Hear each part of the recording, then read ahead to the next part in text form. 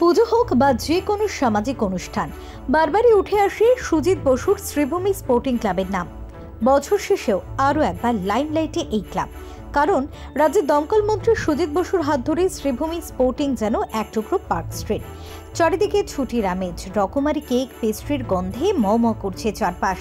Sweater টুপি পরে সকলেই বছর শেষের আনন্দের সামিল। জিঙ্গল বেলসের সুরে কেউ কেউ আবার গলাও মেলাচ্ছেন, কারণ নজর আবার পৌষের পিঠে পুলিতে।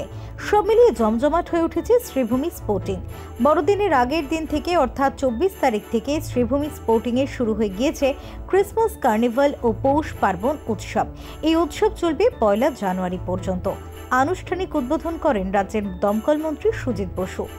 বলার কিছু অপেক্ষা রাখে না। আপনারা জানেন যে প্রত্যেক বছরই আমাদের এই 24 তারিখ থেকে 1 তারিখ অবধি 9 দিন ধরে এই অনুষ্ঠানটা হয়।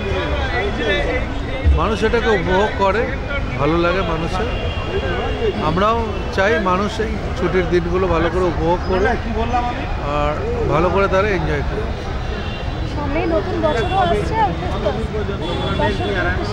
বড়দিন সবাই খুব ভালো কাটাক, সবাইকার পরিবার খুব ভালো থাকুক, আর সামনে নতুন বছর আসছে, বছরটা যেন সবাইকার ভালো হয়, এটাই ঈশ্বরের কাছে প্রার্থনা। গত বছরের তুলনায় এবারের কার্নিভালের স্টলগুলির সংখ্যা বেড়েছে। বিশেষ আকর্ষণ হিসেবে থাকছে সোনা ঝুড়ির হাট, সুন্দরবনের টেরাকোটা শিল্পীদের স্টল এবং বিভিন্ন ফুড কোর্ট। শিশুদের জন্য আলাদা খেলার জায়গা এবং ম্যাজিক শো থাকছে। এছাড়াও প্রতিদিন সন্ধ্যায় থাকছে বিশেষ সাংস্কৃতিক অনুষ্ঠান। দুর্গাপুজোর সময় যেমন এখানে মানুষের ভিড় উপচে পড়ে, তেমনি এই উৎসবকে কেন্দ্র করেও মানুষের বাঁধন ভাঙা উচ্ছ্বাস কম কিছু নয়। Bureau report, channel 10।